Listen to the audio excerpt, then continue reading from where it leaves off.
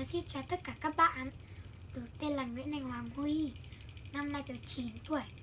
Và bây giờ tớ đang học ở lớp lập trình có tên là Tinh Cờ.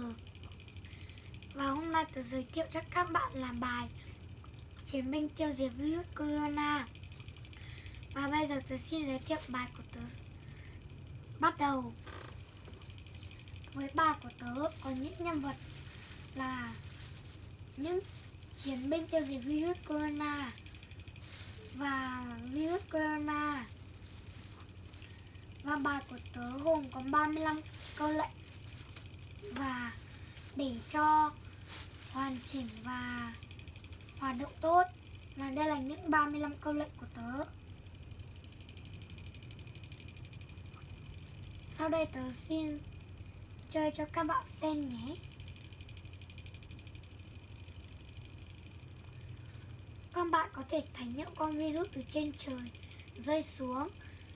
Và mục tiêu của cái máy bay là phải bắn vào những con virus corona để trái đất được bình yên.